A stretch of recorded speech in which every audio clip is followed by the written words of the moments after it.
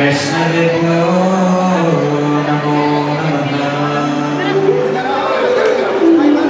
ध्येयं सदा परिभवाग्नमभीष्टदोहम् तीर्थास्पदं शिवविरञ्चिनुतं शरण्यम् विद्यार्थिनं प्रणतपारिभवादिबोधम् वन्दे महापुरुषते चरणारविन्दम्।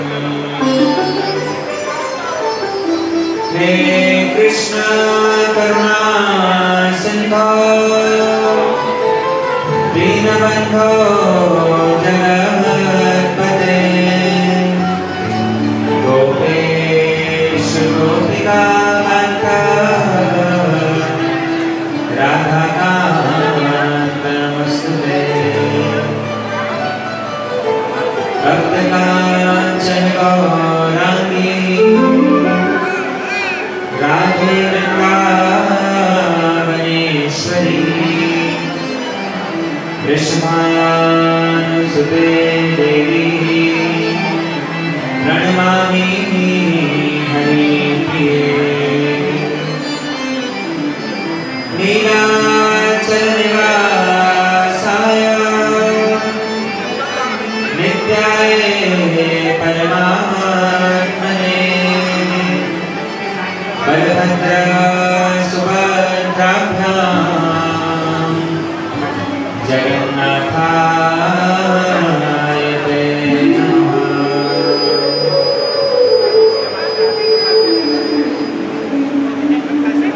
भक्त्या विहीनाम् अपराधरक्षये क्षेत्रः स्मृतादिकराङ्गमात्रे। भक्त्या विहीनाम् अपराधरक्षये क्षेत्रः स्मृतादिकराङ्गमात्रे। कृपामयि त्वां शरणं प्रपन्नां वन्दे नमस्ते चरणारविन्दं। वन्दे नमस्ते चरणारविन्दं। वन्दे नमस्ते चरणारविन्दं। वन्दे नमस्ते चरणारविन्दं। वन्दे नमस्ते चरणारविन्दम्।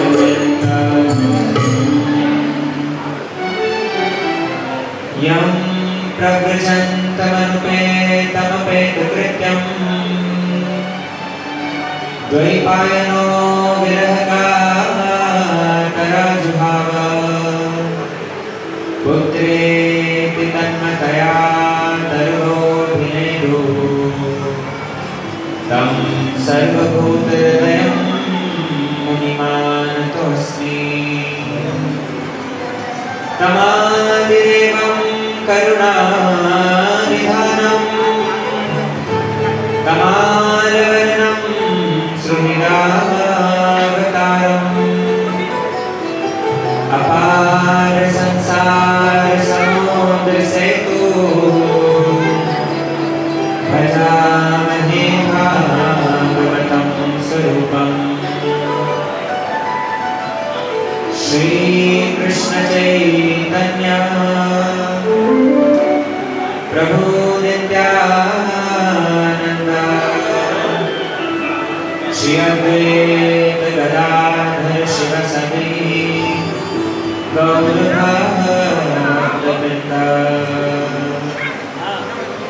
हरे कृष्णा कृष्णा कृष्णा हरे हरे हरे राम राम राम हरे हरे। एक बार सभी दोनों हाथ उठा करके जोर से नाम उच्चारण करिए। सियारा खड़ा हो। हरे कृष्णा कृष्णा कृष्णा हरे हरे हरे राम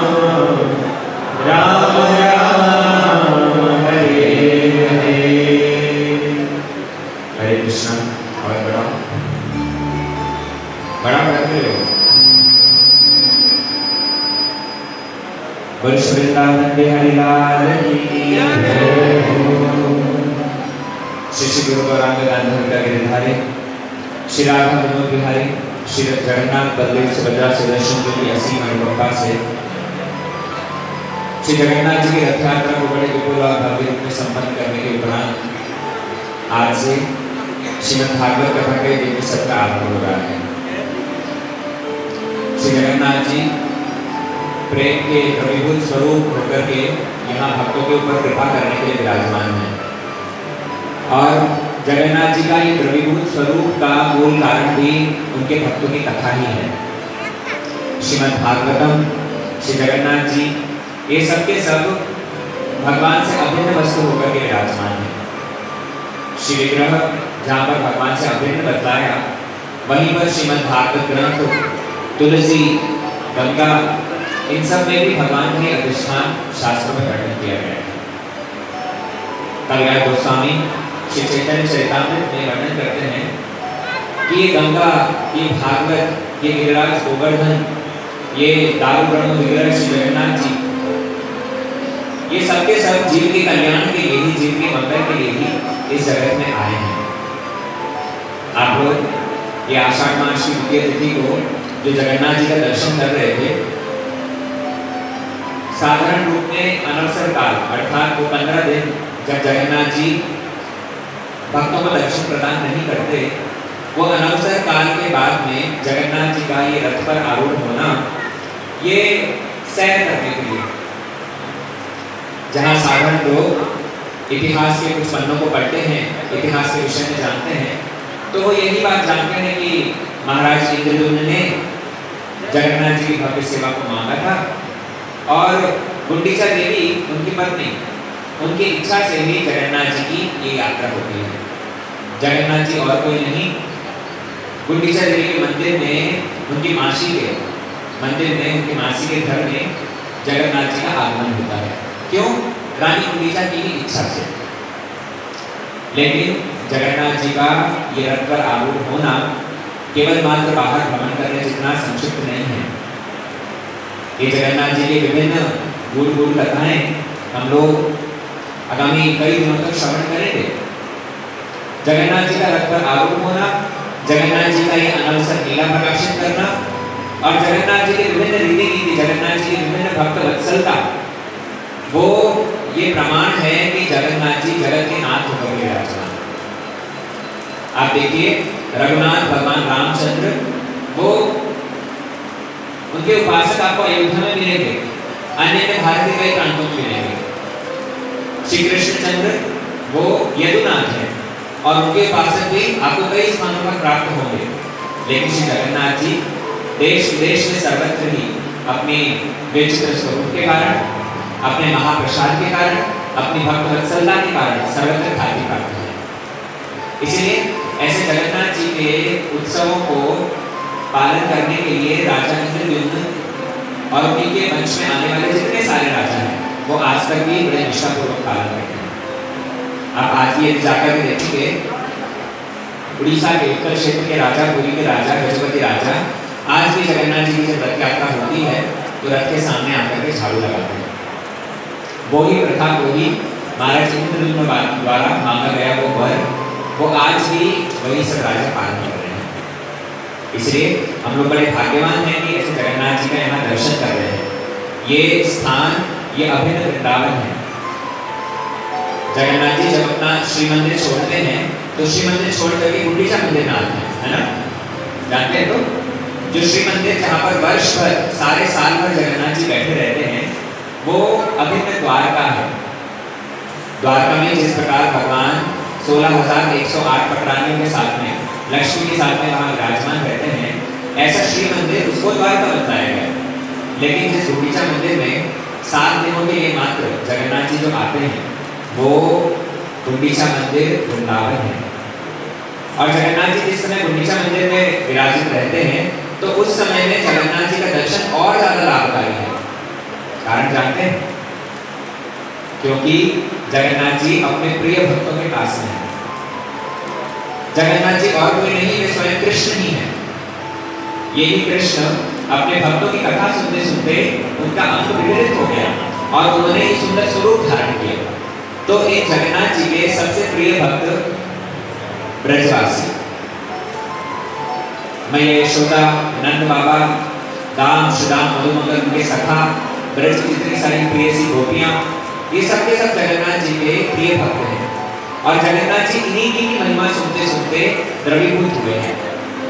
ये जो बड़ी बड़ी आंखें, बड़ा उनका कुष्ठ हो गए, हाथ पैर है ही नहीं, तो ऐसा विचित्र सा रूप जगन्नाथ जी ने धारण किया। क्यों?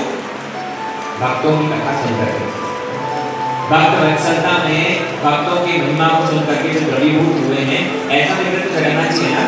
तो विचार कीजिए, उन्हीं प्रेमी भक्तों के पास में जब जगन्नाथ जी पहुंच रहे हैं, वृंदावन में अर्थात आ गए हैं, तो उस समय पर उनका दर्शन विशेष नहीं था? अवश्य विशेष है।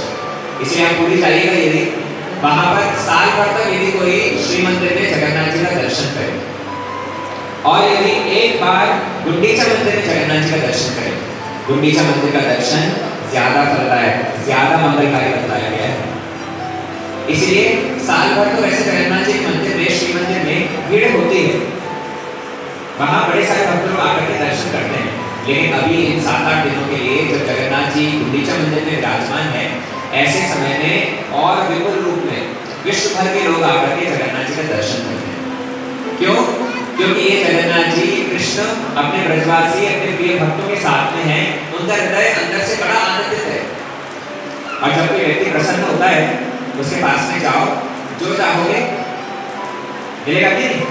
जगन्नाथ जी अपने ब्रजवासी के साथ में विराजमान है, इतने प्रसन्न है, उनका हृदय इतना आनंद में है कि उनकी बड़ी बड़ी आंखों के सामने, उनकी कृपामय दृष्टि के सामने जो कोई पड़ता है, पतित से पतित ही क्यों ना हो, गिरा हुआ क्यों नहीं हो, लेकिन तब भी जगन्नाथ जी उसको कृपा दर्शन करते हैं, उसकी मनोवांछा पूर्ण करते हैं। बोलो श्री जगन्नाथ महाप्रभु की। ऐसे श्री जगन्नाथ जी गुंडीचा मंदिर में विराजमान है। ये स्थान, ये अभिन्न गुंडीचा मंदिर है, ये अभिन्न वृंदावन है। और इस वृंदावन में ही हम लोग ब्रजवासियों की कथा गान करेंगे, श्रीमद् भागवत ग्रंथ का गान करेंगे। श्रीमद् भागवत ग्रंथ और कुछ नहीं, भक्तों का ही चरित्र है। ये भागवत एक और जिसको भगवान से अभिन्न लगता है। भागवत ग्रंथ के विषय में आप लोग हर वर्ष सुनते हैं, गुरु महाराज के मुखारबिंद से यहाँ प्रत्येक वर्ष कथा होती है। इस वर्ष जरा व्यस्तता रहने के कारण गुरु महाराज विदेश से लौटे नहीं, लेकिन अभी कुछ दिनों बाद ही उनका आगमन होगा, तो अवश्य उनकी कृपा दृष्टि आपके ऊपर भी वर्षित होगी। तब तक के लिए इस अनुभव को ही आप लोगों को झेलना पड़ेगा। गुरु महाराज के मुखारबिंद से जैसा जैसा सुना है वो ही आपके सामने प्रस्तुत करने की कोशिश करेंगे। विशेष करके श्रीमद् भागवत ग्रंथ जो कि कृष्ण से अभिन्न है, कृष्ण का ही वांगमय स्वरूप है, शब्दमय स्वरूप है। ऐसे श्रीमद् भागवत ग्रंथ 12 स्कंद समन्वित 16-18 हजार श्लोकों से समन्वित ये श्रीमद् भागवत ग्रंथ बड़ा महिमावान है। श्री पद्म पुराण में वर्णन आता है, पादो यदीयो प्रथमो द्वितीयो तृतीयो तुर्यो पतितो यदूरो। पादो यदीयो प्रथमो द्वितीयो तृतीयो तुर्यो पतितो यदूरो। नामेस्तथा पंचमेव षष्ठो रुद्रांतरं दोयुगलं तथान्यो अन्तःसुराजन् नमो यदीयो मुखारविन्दं दशमं प्रफुल्लम् एकादशो यस्सनाथपट्टं शिरोऽपि द्वादशेव भागे। शिरोऽपि द्वादशेव भागे। पद्म पुराण में श्री वेदव्यास जी वर्णन करते हैं, ये 12 स्कंद समन्वित, ये 12 स्कंद वाला श्रीमद् भागवत ग्रंथ और कुछ नहीं, स्वयं कृष्ण ही है। कृष्ण ने ही ये ग्रंथ का रूप धारण किया है। बोले कैसे? बोले इस भागवत ग्रंथ के अंदर 12 स्कंद हैं। कितने? 12 स्कंद हैं। और फिर 12 स्कंद के अंदर विभिन्न अध्याय हैं। तो ये 12 स्कंद कृष्ण का ही संपूर्ण श्री विग्रह है। कैसे? बड़े ध्यान से सुन लो। कहते हैं पहला और द्वितीय स्कंद, प्रथम और द्वितीय स्कंद है ठाकुर जी के दोनों चरण। तृतीय और चतुर्थ स्कंद बोले भगवान के दोनों गुरु, उनकी झंका प्रदेश। पंचम स्कंद भगवान का नाभि कमल। छठा और सातवां उनकी अजानुलंबित भुजा, उनकी जो सुंदर भुजाएं हैं, ये दोनों भुजाएं छठा और सातवां स्कंद है। बोले आठवां स्कंद भगवान का वक्षस्थल, जहाँ सुंदर स्वर्ण चिन्ह है, लक्ष्मी विराजमान है, ऐसा वक्षस्थल ये आठवां स्कंद है। कंठस्थुराजन नवमो यदीयो, नवम स्कंद क्या है? बोले उनका कंठ प्रदेश, उनका कंठ प्रदेश नवम स्कंद बतलाया गया। और मुखारविंदम दशमम प्रफुल्लम, भगवान का जो सुंदर चंद्र वदन है, जिस पर मंद मंद मुस्कुराते हैं, उनकी कमल में उनका सुंदर मुखारविंद, ये दशम स्कंद है। आप लोग श्रीमद् भागवत का दशम स्कंद पढ़ेंगे, देखिएगा दशम स्कंद के अंदर भी विस्तार से कृष्ण की लीलाएं हैं, है ना? हमें यदि किसी व्यक्ति को पहचानना होता है, उसको पीछे से देखकर पहचान सकते हैं। पहचानने के लिए क्या देखना पड़ता है? मुखारविंद, उसका फेस देखना पड़ता है ना? तो कृष्ण को भी यदि पहचानना हो तो हमें क्या देखना पड़ेगा?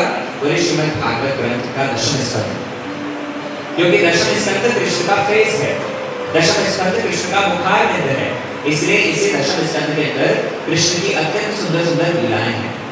उसके बाद एकादशो यस्य ललाट कट्टम, कृष्ण की जो ललाट, उनकी जो ये मस्तक है, जिसके ऊपर ललाट के ऊपर जहाँ सुंदर ऊर्ध्वपुंड्र तिलक सुशोभित है, ऐसा एकादश स्कंद सुशोभित। और द्वादश स्कंद बोले शिरो अपि तु द्वादश एव भाति, कृष्ण का जो मस्तक, जिसके ऊपर माँ ने बहुत सुंदर जूड़ा बना करके उनको मोतियों की माला से सजाया है, मयूर पुच्छ देकर के सुशोभित कर रखा है, ऐसा मस्तक वो द्वादश स्कंद है। इसलिए ये द्वादश स्कंद समन्वित श्रीमद् भागवत ग्रंथ कृष्ण से अभिन्न है। ये जगन्नाथ जी यहाँ पर श्री विग्रह के रूप में विराजमान कृष्ण से अभिन्न है। ये यहाँ पर जो रखी हुई किताब है, इसको साधारण सोशल साइंस ज्योग्राफी किताब नहीं समझना। बच्चों की स्कूल बुक्स, मैथमेटिक्स बुक्स और इस बुक के अंदर क्या कोई फर्क नहीं? बहुत फर्क है। ये ग्रंथ यहाँ विराजित यदि हो गया तो इसकी पूजा कर रहे हैं, साक्षात ये स्थान हरि मंदिर के रूप में प्रतिष्ठित हो गया। और दूसरी ओर बच्चों की बुक्स तो साल खत्म हुआ, रद्दी में बेच आते, ग्रंथों का बेच बेचेंगे, ग्रंथ का बेच तिरस्कार होगा, क्योंकि श्रीमद् भागवत ग्रंथ किताब के रूप में भले ही सामने दिखे, साधारण किताब नहीं है। जैसे जगन्नाथ जी का महाप्रसाद, साधारण दाल चावल जड़ वस्तु तो दिखती है, लेकिन दाल चावल नहीं है। वो ठाकुर जी अपनी कृपा में दृष्टि से जब उस अन्न ब्रह्म को, जब उस अन्न को ग्रहण करते हैं, तो वो ही साक्षात प्रसाद बन जाता है। और वो प्रसाद कैसा है? बोले भगवान से अभिन्न है। इसलिए आप लोग जाइएगा श्री जगन्नाथपुरी, वहां पर जहाँ ठाकुर जी का प्रसाद मिलता है, उसे कहते हैं आनंद बाजार। क्या कहते हैं? उस आनंद बाजार स्थान का नाम ही है आनंद बाजार। क्यों? बोले ठाकुर जी का प्रसाद पाने का आनंद आता ही है। भक्ति की और किसी क्रिया में आनंद आए या ना आए, प्रसाद पाने का आता है ना? हाँ, और कुछ कथा सुनने में आनंद लगे या ना लगे, कीर्तन सुनने में आनंद लगे या ना लगे, प्रसाद पाने का आनंद है। तो स्थान का नाम ही है आनंद बाजार। और वहाँ आनंद बाजार में आप देखिएगा, सारे दिन भर भक्त लोग प्रसाद देते हैं। रात के समय पर जब सारी दुकानें बंद हो जाती है, थोड़ा कोई अन्न का किरका इत्यादि सब जो गिरा हुआ प्रसाद रहता है ना, रात में देवता लोग आकर के उस प्रसाद को लेते हैं। सवेरे जाकर के देखिए, वहाँ आपको मिलेगा नहीं कोई अन्न का किरका। देवता लोग आकर के उस जगन्नाथ जी के अन्न महाप्रसाद को ग्रहण करते हैं। इसलिए ये जगन्नाथ जी की साक्षात कृपा है। प्रसाद रूप में, जड़ वस्तु के रूप में हमारे सामने दिख रहा है, जड़ नहीं है। ऐसे ही श्रीमद् भागवत ग्रंथ बुक रूप में, एक साधारण किताब के रूप में यहाँ विराजित है, लेकिन किताब नहीं है, स्वयं भगवान ही है। इसलिए इस भागवत ग्रंथ के अंदर भगवान की कथा तो है ही, साथ के साथ भक्तों की भी कथा है। हमारे कविराज गोस्वामी वर्णन करते हैं, इसलिए भागवत दो हैं, दो भागवत हैं। आप कहोगे दो, हमने तो एक ही भागवत के बारे में सुना है। बोले नहीं, आपने जिस ग्रंथ भागवत के बारे में सुना है वो ग्रंथ भागवत के बारे में हर कोई जानता है, लेकिन इसी ग्रंथ भागवत के साथ साथ एक भक्त भागवत की भी बात बताई गई। कविराज गोस्वामी वर्णन करते हैं, एक भागवत बड़ा भागवत शास्त्र आर भागवत जी भक्ति रस पात्र। एक भागवत बड़ा भागवत शास्त्र आर भागवत जी भक्ति रस पात्र। हरे कृष्णा कृष्ण कृष्णा हरे हरे हरे राम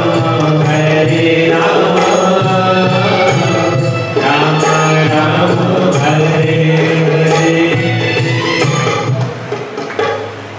कविराज गोस्वामी वर्णन करते हैं कि ग्रंथ भागवत जो कि भगवान से अभिन्न है उसके बारे में तो सब लोग जानते हैं, लेकिन ये ग्रंथ भागवत क्या कभी हमसे बात करता है? अच्छा, आप लोग कितनों के ग्रंथ में घरों में भागवत ग्रंथ में जरा हाथ उठाइए। गीता है, गीता रखे हो, रामचरितमानस, अरे कुछ तो रखे होंगे, ग्रंथ रखे हो ना घर में? अरे सनातनी कहते हो अपने आप को, कोई ग्रंथ तो रखा है? शाबाश, पढ़ते हो? वो मत पूछो बाबा। ग्रंथ भले विराजित रहे घर में, पढ़े या ना पढ़े, बाबा ग्रंथ है हमारे घर में। कैसे रखा है? तो लाल कपड़े के इतना कस के बांध रखा है, बिल्कुल धूल लग के घुस नहीं पाती। सुबह शाम फूल तुलसी अर्पण कर देते हैं। देखिए, ग्रंथ भागवत जो आपके पास में विराजित है वो ग्रंथ कृष्ण से अभिन्न है और ग्रंथ की सेवा तो करनी ही चाहिए, लेकिन वो ग्रंथ कभी हमसे बात नहीं करता, ग्रंथ कभी हमें उपदेश नहीं देता। ग्रंथ को यदि पढ़ोगे तो उसकी कृपा लाभ होगी। ग्रंथ कभी रखा हुआ हमसे कहता नहीं कि भाई मुझे खोल करके पढ़ो या भगवान की पूजा करो, भगवान को भोग निवेदन करो, भगवान का नाम जाप करो, ग्रंथ कभी कहता नहीं। ग्रंथ के अंदर इतनी शिक्षाएं बहुत सारी हैं। इसको कहा जाता है शास्त्र। शास्त्र कहते हैं ना, शास्त्र मतलब क्या? शास्त्र ये शब्द आया है साशु, शासन शब्द से, जो शासन करे। शासन करना मतलब क्या? जो कंट्रोल करना, जो गाइड करता है ना? पुलिस इस प्रकार शासन करती है, लेकिन पुलिस का शासन तो होता है डंडे की नोक पे, डंडे के बराबर। अगर पुलिस का शासन नहीं माना तो डंडे पड़ेंगे। शास्त्र क्या उसी प्रकार डंडा लेकर के शासन करता है? शास्त्र का शासन है पालन करने का। किंतु विचित्र सी बात है, ग्रंथ भागवत कृष्ण से अभिन्न होने पर भी कभी हमसे बात नहीं करता, लेकिन इसी ग्रंथ भागवत की सारी शिक्षाओं को जो अपने जीवन में आचरण करते हैं वो होते हैं भक्त भागवत। इसलिए जितने सारे साधु संत हैं वो ही इन भागवत को, ग्रंथ भागवत को अपने जीवन में चरितार्थ करते हैं। भागवत की जितनी सारी शिक्षाएं हैं उनका जीवन टटोल करके देखो, वो सारे का सारा आचरण में मिलेगा। इसलिए उन्हें कहा जाता है भक्त भागवत। वर्ष भक्त भागवत की। इसलिए ग्रंथ भागवत तो महिमावान है ही है, भक्त भागवत की भी महिमा है। और ये भक्त भागवत, इन भक्त भागवत की ग्रंथ भागवत से भी ज्यादा महिमा। जगन्नाथ जी की महिमा है, अवश्य ही है, लेकिन ये भी जगन्नाथ जी अपने भक्तों के लिए क्या क्या नहीं करते। भक्तों के लिए जगन्नाथ जी चोरी करते हैं, भक्तों के लिए जगन्नाथ जी झूठ बोल देते हैं, भक्तों के लिए जगन्नाथ जी की भक्त वत्सल की इतनी सारी कथाएं हैं। आप देखिए ये जगन्नाथ जी अपने भक्तों के लिए क्या कुछ नहीं करते। भक्त यदि भगवान से बड़ा नहीं होता तो क्या भगवान के वशीभूत होते? इसलिए ऐसे ग्रंथ भागवत और भक्त भागवत दोनों की ही महिमा को हम अभी श्रवण करेंगे। ये जो भागवत ग्रंथ आप श्रवण करने के लिए जा रहे हैं, भैया इसे साधारण मत समझिए। बड़े भाग्य से ये भागवत ग्रंथ श्रवण करने को मिलता है। आप लोग विचार कर रहे होंगे कि घर से निकल करके आए, यहाँ सेटअप लगा हुआ है, आकर के बैठ गए, किस प्रकार का परिश्रम, किस प्रकार का भाग्य। साधारण रूप में जगत के लोग तो भाग्यवान को तभी मानते हैं जब कोई जागतिक लाभ हो। आज किसी लॉटरी निकल जाती, कोई लकी ड्रॉ के अंदर यदि लाख रुपए का चेक आता है घर में, तो माना जाता है कि हाँ आज बड़े भाग्य का दिन है, आज बड़ा मंगलमय दिन है। लेकिन गोस्वामी तुलसीदास जी कहते हैं ये भगवान की कथा ही अत्यंत मंगलकारी है। ये भगवान की कथा जहाँ पर भी आयोजित हो वहां से सारे अमंगल नाश हो जाते हैं। गोस्वामी जी ने पदावली में वर्णन किया है, मंगल करणी कलिमल धरणी तुलसी कथा रघुनाथ की। मंगल करणी कलिमल धरणी तुलसी कथा रघुनाथ की। मंगल करणी कलिमल धरणी तुलसी कथा रघुनाथ की। मंगल करणी कलिमल तुलसी कथा रघुनाथ की। जय गुर कलिता सरित दीजो सरित पावन तात की। जय गुर कलिता सरित पावन सरित पावन तात की। मंगल करणी कलिमल धरणी तुलसी कथा रघुनाथ की। मंगल करणी कलिमल धरणी तुलसी कथा रघुनाथ की। पहले के समय में जब कथा भागवत होती थी तो भक्त जो चौपाई गाते थे, श्रोता लोग पीछे पीछे हाथ ताली बजा करके गाते थे। जानते हैं क्यों? क्योंकि घर में सब लोग रामचरितमानस पढ़ा करते थे, गोस्वामी जी की पदावली, कवितावली इत्यादि सब पढ़ा करते थे, इसलिए सब याद होता था। आजकल हमको मोबाइल टीवी से फुर्सत मिलती नहीं, रामचरितमानस कहाँ पढ़ेंगे? और जब नहीं पढ़ते हैं तो कुछ और मुखस्त भी नहीं है। हाँ, फिल्में देखते हैं, फिल्मों के गाने सबको याद होंगे, है ना? वो कोई रुक बनाए तो पीछे पीछे हम साथ दे सकते हैं, लेकिन चौपाई भजन इत्यादि में बाबा की अर्जेंसी हमें कहाँ ये सारी चीजें। गोस्वामी तुलसीदास जी ने किंतु भगवान की कथा को अत्यंत मंगलकारी लगता है, अत्यंत कल्याणकारी लगता है। ये कथा कैसी है? मंगल करणी कलिमल हरणी। कली का जितना सारा कलमश है, अभी कलयुग चल रहा है ना, कलयुग चल रहा है ना, सतयुग, झगड़े ऐसे हो रहे हैं, सतयुग का तो नामो निशान नहीं। कलयुग भी अपने प्रचंड घोर लक्षण प्रकाशित कर रहा है ना। इस कलयुग के अंदर जितने सारे कलमश हैं, उन समस्त कलमशों को नाश करने की शक्ति है किसमें? बोले भगवान की कथा में। आप कहोगे सब फालतू की बातें हैं, कथा बैठ करके बस भगवान के बारे में कहे तो सुन लो, उससे भला कैसे कलयुग का कलमश नाश होगा? अवश्य होगा, क्योंकि भगवान और भगवान की कथा दोनों अभिन्न है।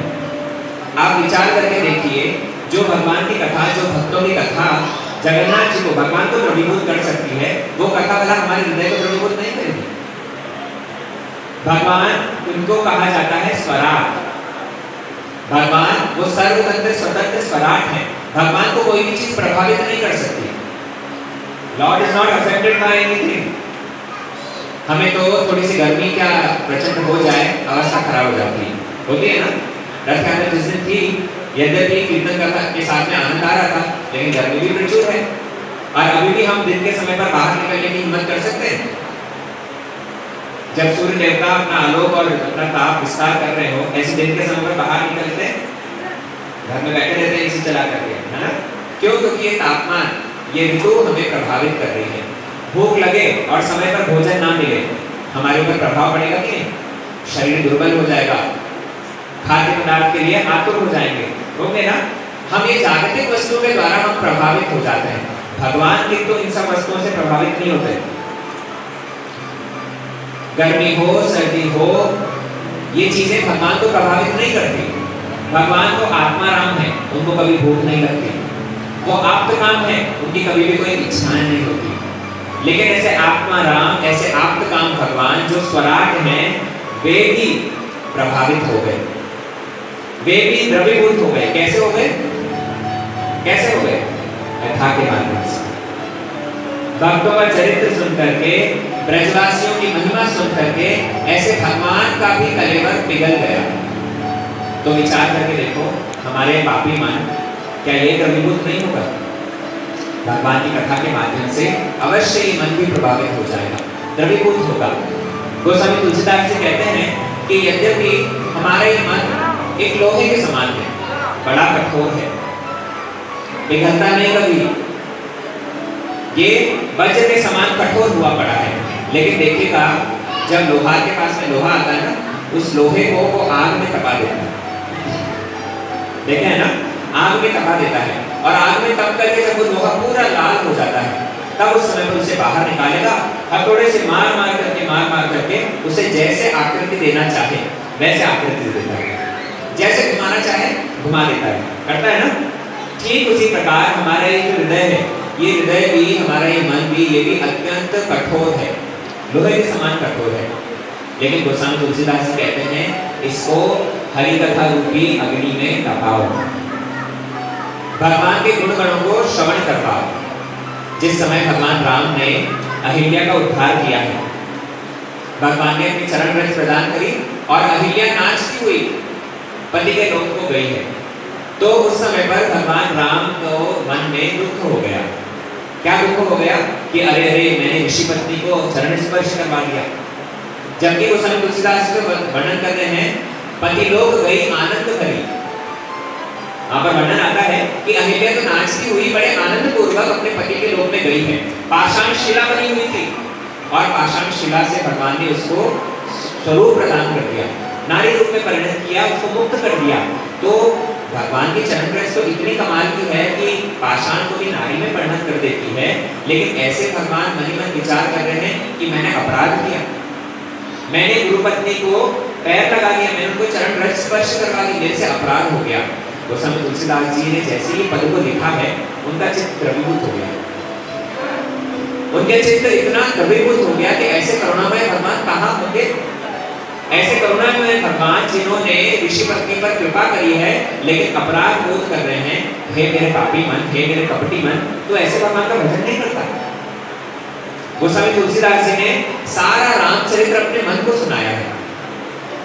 गोस्वामी तुलसीदास जी संपूर्ण राम कथा अपने मन को सुना रहे हैं। अरे और कोई श्रोता सामने बैठे और सुने तब तो बहुत अच्छी बात है, वरना जगन्नाथ जी भी यहाँ विराजित हैं, और मूल रूप में कथा तो अपने मन को शासन करने के लिए होती है। गोस्वामी तुलसीदास जी कहते हैं, श्री रामचंद्र कृपाल भजन शरण भव भय तारुण्यम, श्री रामचंद्र कृपाल भजन भव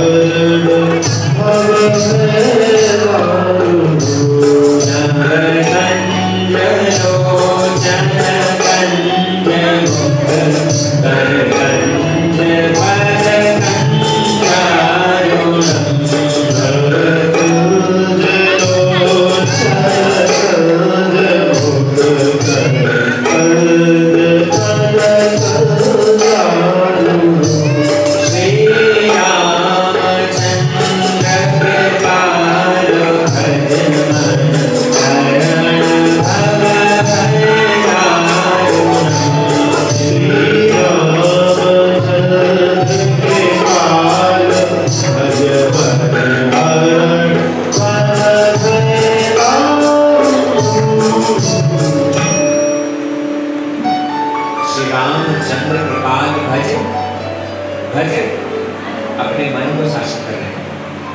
इसलिए ये कठोर मन को भी यदि हम हरि कथा रूपी अग्नि में देंगे तो उसके माध्यम से ये भी द्रवीभूत होगा, और जब द्रवीभूत हो जाएगा ना, जब गल जाएगा, उस समय पर ये बुद्धि रूपी हथौड़ा चलाना होगा।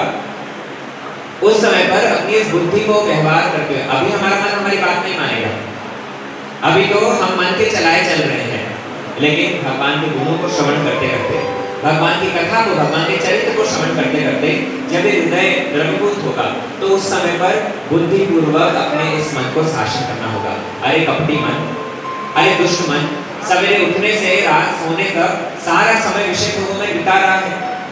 संसार करते करते कितनी उम्र हो गई और कितनी चली जाएगी। कम से कम भगवत भजन के लिए थोड़ा समय निकाल। तब उस समय पर ये बुद्धि रूपी हथौड़ा अगर चलाओगे तो जैसा घुमाना चाहोगे वैसा घूमेगा। इसलिए ये हरि कथा अत्यंत कल्याणकारी, ये हरि कथा अत्यंत मंगलकारी है, जो हमारे हृदय को द्रवीभूत कर सकती है, जो स्वयं ठाकुर जी को द्रवीभूत करके ऐसा सुंदर स्वरूप उनका प्रकाशित हो गया है। ऐसे भक्त वत्सलता, ऐसे भगवान के दिव्य चरित्र श्रीमद् भागवत ग्रंथ में वर्णित है। इसलिए ये भागवत ग्रंथ सहज में प्राप्त नहीं हुआ है भैया। पद्म पुराण कहता है, भाग्योदयेन बहुजन्म समर्जितेन सत्संगमं च लभते पुरुषो यदादे अज्ञान हेतुकृत मोहमदान्धकार नाशं विधाय हितदोदयते।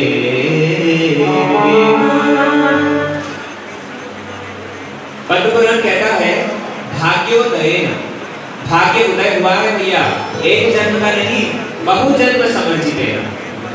कई कई जन्मों की सुकृति जब पुष्ट होती है तब जाकर के सत्संग मिलता है, तब जाकर के भगवान की कथा मिलती है।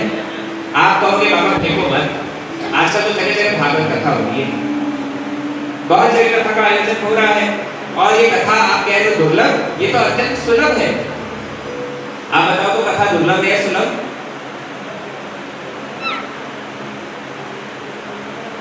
कथा सुलभता से लाभ हो जाती है, प्राप्त हो जाती है, ये दुर्लभ है। शास्त्र तो कहता है ये हरि कथा दुर्लभ है। आप कहोगे फिर तो जगह जगह जो कथाओं का आयोजन हो रहा है वो तो बड़ा सुलभता से देखने को मिलता है। आज तो टीवी खोलो, जो किसी चैनल पर भागवत कथाएं, यूट्यूब खोलो, उसके माध्यम से उपलब्ध है, और विभिन्न स्थान स्थान पर गेहे जले जले पद्म पुराण कहता है, गली गली में आजकल तो कलयुग के प्रभाव से भागवत हो ही रही है। तो कथा तो बाबा दुर्लभ नहीं लगती, सुलभ है। देखिए कथाएं तो बहुत आयोजन हो रही है, लेकिन जिस कथा के माध्यम से जीव का कल्मश नाश हो, ऐसी कथाएं वास्तव में दुर्लभ है। कथा श्रवण करवाई थी श्री हनुमान जी ने, इसे मां जानकी को। सुंदरकांड आप लोग पढ़े होंगे, जिस समय पर हनुमान जी निकले थे सीता का अन्वेषण करने के लिए, और भ्रमण करते करते जब पहुंचे हैं लंका में जाकर के विभीषण से भेंट हुई है। विभीषण से भेंट होने के उपरांत विभीषण ने कहा अशोक वाटिका में जाओ। हनुमान जी सूक्ष्म रूप धारण करके पहुंच गए हैं अशोक वाटिका में। तब पल्लव के बीच में छिप करके वृक्ष की ओट से जब उन्होंने देखा मां जानकी क्रंदन कर रही है। रावण ने आकर के अपशब्द कहे हैं, धमकाया है उनको, राक्षसियों को आदेश दे दिया कि किसी भी प्रकार से इसे मेरे अनुकूल कर दो। और राक्षसियां अपने बड़े बड़े नाखून, बड़े भयानक रूप ऐसे दान दिखा करके सीता जी को डरा रही हैं, और सीता जी केवल भगवान राम का स्मरण करके रोती हैं, अश्रु प्रवाहित कर रही हैं, मन में दुख है। हनुमान जी विचार करने लगे कि मेरा सेवक होने का क्या लाभ रहा यदि मैं स्वामिनी के दुख को दूर न कर पाया, सीता जी के दुख को मैं कैसे दूर करूं। तब पल्लव के बीच में विराजित रहते रहते ही हनुमान जी ने विचार किया कि दुख दूर करने का एक ही उपाय है। क्या उपाय है? रामचंद्र गुण वर्णे लागा, रामचंद्र गुण वर्णे लागा, रामचंद्र गुण वर्णे लागा, रामचंद्र गुण वर्णे लागा, सुनहि सीता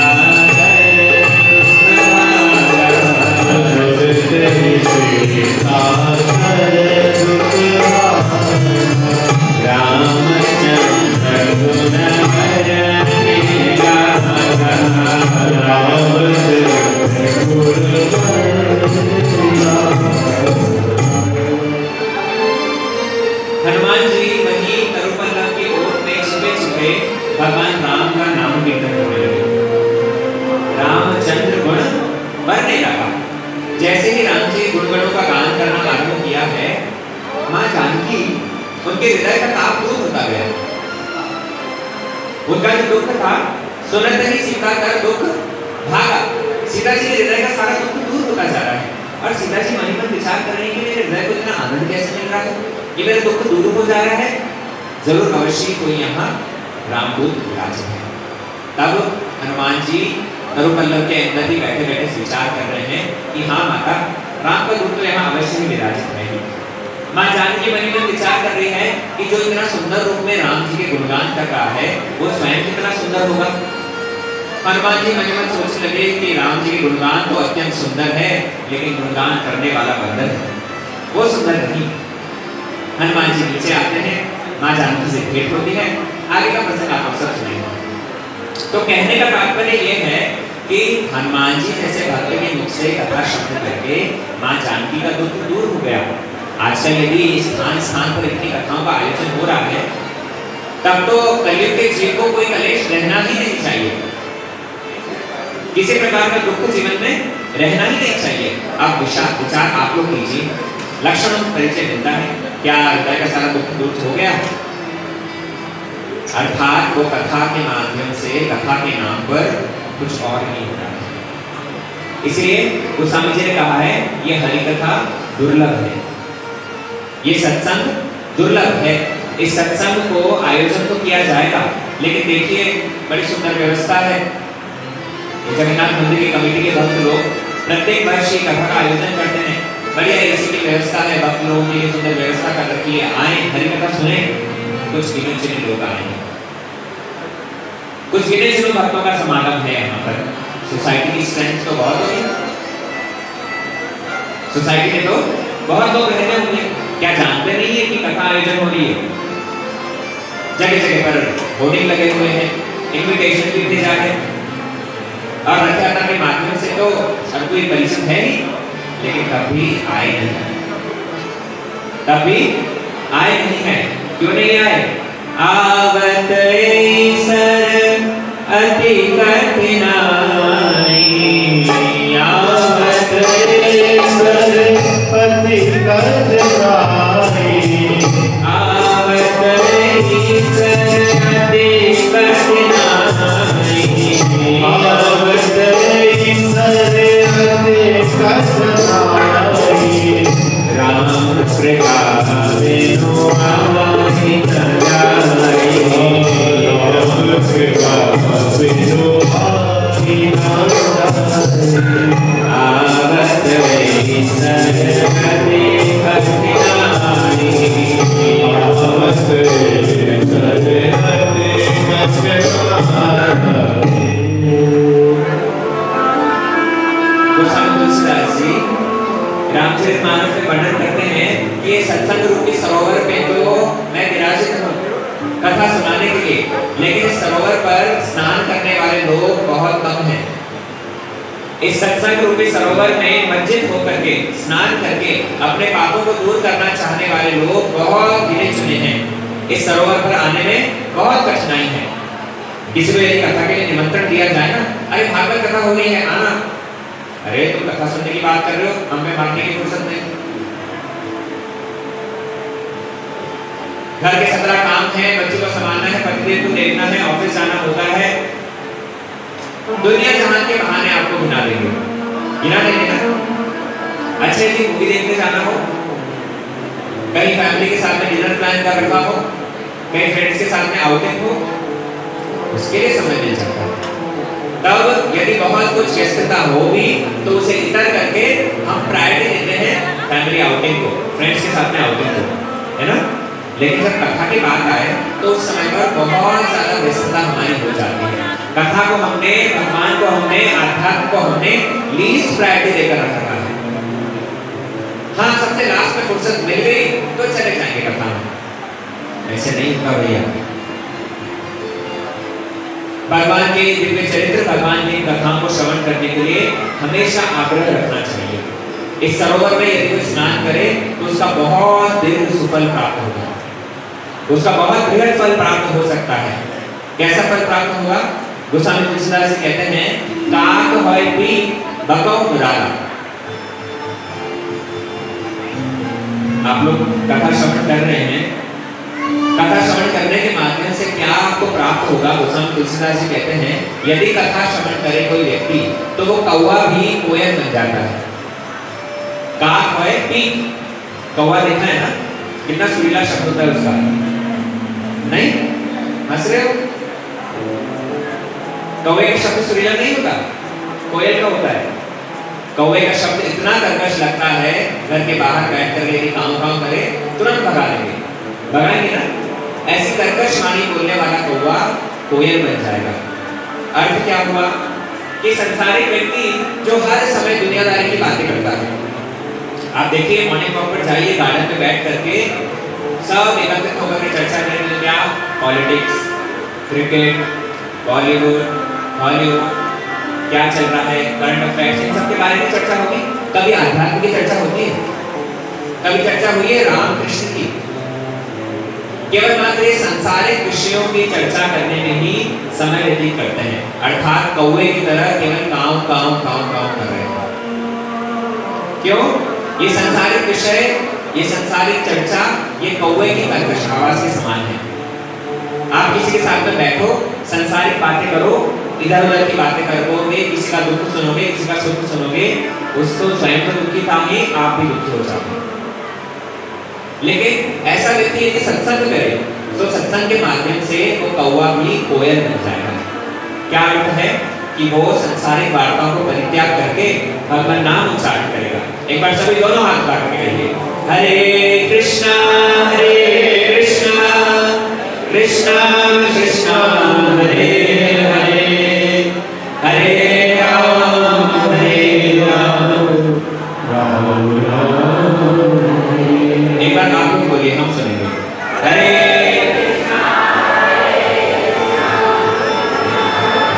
बहुत बढ़िया, प्रसाद रखिए जोर से। हरे राम।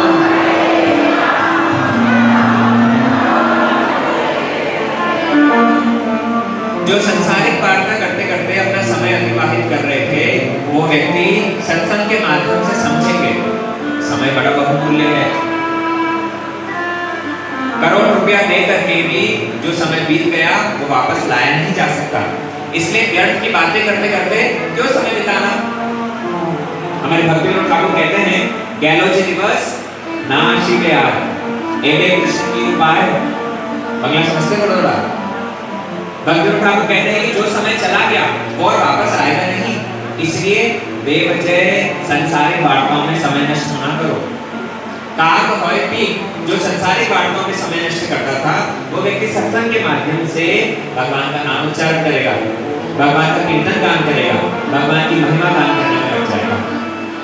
और दूसरी बात बोले बकौ मुराला, जो व्यक्ति बक अर्थात बगुला है, वो बगुला भी हंस बन जाएगा। कैसे? आप बगुले को देखिएगा, बगुला हमेशा गंदगी में बैठा रहता है, गंदी वस्तुएं खाता है ना। एक पैर पर खड़ा रहेगा पानी के अंदर, लगेगा बिल्कुल साधु। बगुला भी देखने में सफेद, हंस भी सफेद, समान से तो दिखते हैं, लेकिन बगुला हमेशा निकृष्ट वस्तुओं को खाता है। और हंस वो तो मानसरोवर में स्थित मोती चुगता है, कमल की नाल में स्थित मधु का पान करता है। तो ऐसा संसारिक व्यक्ति जिसका भक्षण अभक्ष का जिसे कोई ज्ञान नहीं है, ऐसा बगुला भी हंस बन जाएगा सत्संग के माध्यम से। इसलिए भैया सत्संग की बड़ी महिमा है। ये सत्संग यदि कोई करे, ये साधुओं का संग यदि किसी को प्राप्त हो तो उसका मंगल ही मंगल हो जाएगा। शास्त्रकारों ने कहा है ना, संतन के संग लागे तेरी अच्छी बनेगी, संतन के संग लागे तेरी अच्छी बनेगी, संतन में संग लागे तेरी अच्छी बनेगी, अच्छी बनेगी तेरी बिगड़ी बनेगी, अच्छी बनेगी बिगड़ी बनेगी, अच्छी बनेगी तेरी बिगड़ी बनेगी, अच्छी बनेगी बिगड़ी बनेगी। ओए तेरो बड़ा भाग रे, ओए तेरो बड़ा भाग रे, तेरी अच्छी बनेगी,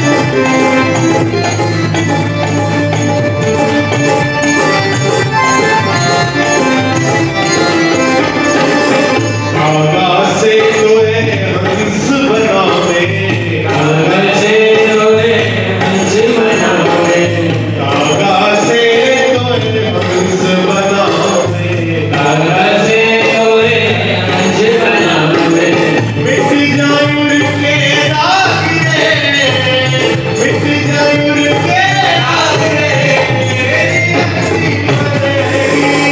संग के संग लागे तेरी अच्छी बनेगी, संग के संग लाग रे, तेरी अच्छी बनेगी। संग के संग लागे तेरी अच्छी बनेगी।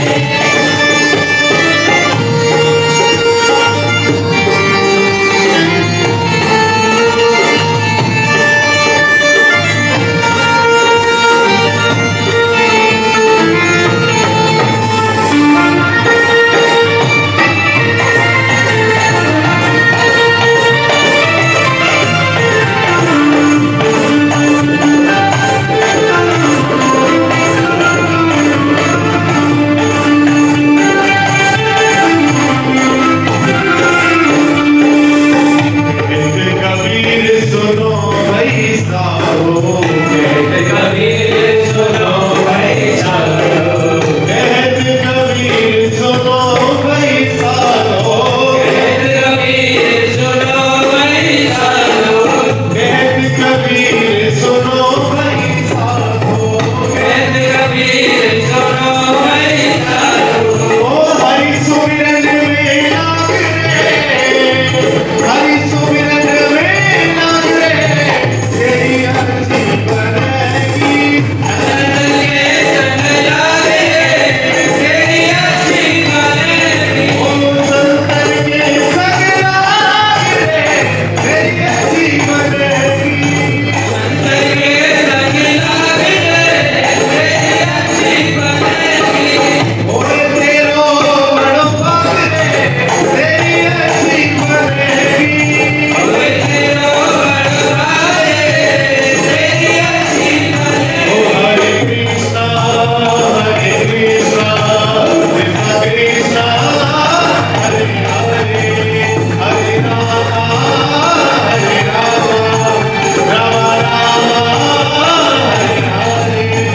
हरे कृष्णा कृष्णा कृष्णा हरे हरे, हरे राम राम हरे हरे। ओ हरे कृष्णा कृष्णा कृष्णा, हरे हरे, हरे राम, हरे राम, राम राम, हरे हरे। हरे कृष्णा हरे हरे, हरे राम राम राम।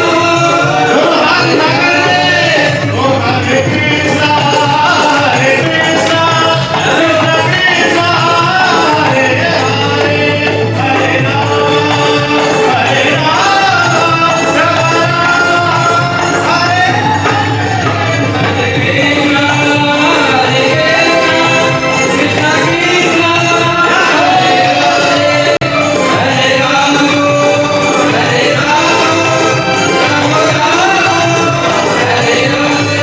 ओ हरि बोल, हरि बोल, हरि बोल, हरि बोल, हरि बोल, हरि बोल, हरि बोल, हरि बोल, हरि बोल,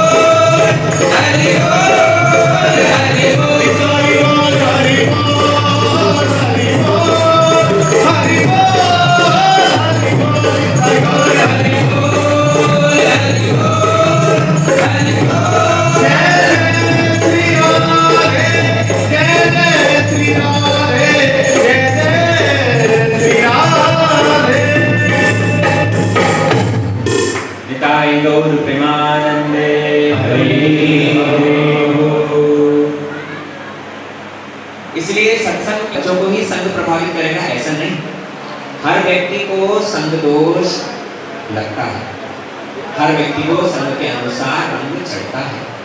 यदि हम संतों का संग करेंगे तो उसके माध्यम से अवश्य ही हमारे अंदर संत उचित गुण आएंगे, और यदि हम दुष्टों का संग करेंगे तो कहीं ना कहीं हमारे अंदर दुष्ट का भी प्रवेश करेगा।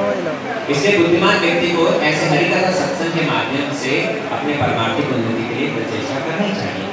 और वर्तमान समय तो ऐसा आ गया है कि सत्संग के नाम पर बहुत सारे ऐसे कैंप्स खुले हैं, लेकिन वास्तविक रूप में वहाँ पर परमार्थिक शिक्षा दी जाती है या परमार्थिक शिक्षा के नाम पर और कुछ होता है, वो आप सब बुद्धिमान लोग उसमें विचार करने योग्य आप सब लोग सक्षम हैं।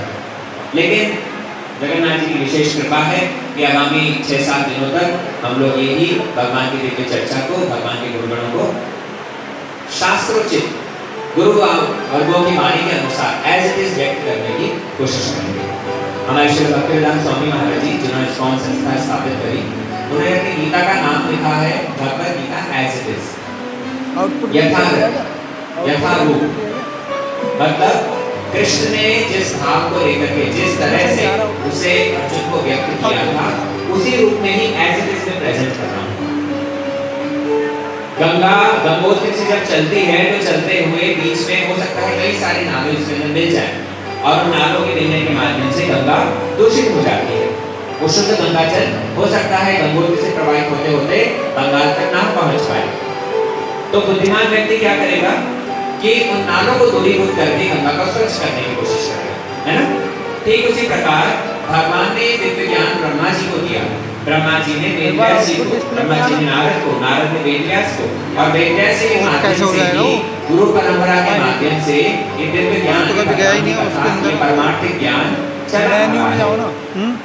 अब व्यक्ति अपने स्वार्थ के अनुसार, अपनी दोष के अनुसार यदि उसके अंदर कुछ मिलावट करता जाए तो ये तो हमें आइडेंटिफाई करना पड़ेगा ना, देसी घी कौन सा है और घी के नाम पर डालडा कौन सा है, इसकी पहचान तो हमें करनी पड़ेगी। इसलिए शुद्ध आध्यात्मिक ज्ञान भगवान के दिव्य चरित्र, इसको यदि हम श्रवण करने में रतिमति देंगे अवश्य मंगल लाभ होगा। श्रीमद् भागवत ग्रंथ बड़ा कल्याणकारी, इसके महात्म्य को प्रथम दिन श्रवण करने का विधान है। श्रीमद् भागवत की महिमा स्कंद पुराण, पद्म पुराण, अन्य पुराणों में बड़ी विस्तार से वर्णित की गई है, और विशेष करके पद्म पुराण में 2 प्रसंग आते हैं, भक्ति, ज्ञान और वैराग्य का प्रसंग, और दूसरा ये धुंधुकारी का प्रसंग। आप लोग प्रत्येक वर्ष ही कथा श्रवण करते हैं, समयानुसार संक्षेप में वो सब प्रसंग वर्णन कर देंगे। लेकिन एक बात जो जगन्नाथ जी के विषय में श्रवण करने योग्य है, ये जगन्नाथ जी का ऐसा विचित्र स्वरूप क्यों हुआ। यद्यपि इतिहास के अनुसार पद्म पुराण और स्कंद पुराण के अंदर जो जगन्नाथ जी की महिमा का वर्णन की गई है, राजा प्रतापरुद्र, राजा इंद्रद्युम्न और उनके जो मंत्री थे श्री विद्यापति, उन विद्यापति के उद्यम से ही ऐसा सब संभव हुआ है। ये पूरी क्षेत्र, ये जो उत्कल क्षेत्र है, इस उत्कल क्षेत्र के कई सारे नाम शास्त्रों में वर्णन किए गए। आप स्कंद पुराण पढ़िए, बड़े विस्तार से वहां गान किया गया है।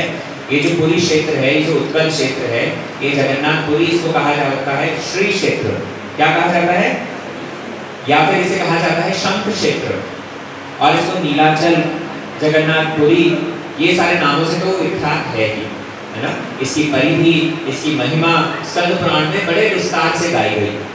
और विशेष करके इस पूरी क्षेत्र के अंदर यदि कोई प्रवेश करता है तो प्रवेश करने के बाद में यदि एक एक पद चलता है, उस एक एक पद चलने पर ही उसे सैकड़ों सैकड़ों अश्वमेध यज्ञ करने का फल प्राप्त होता है।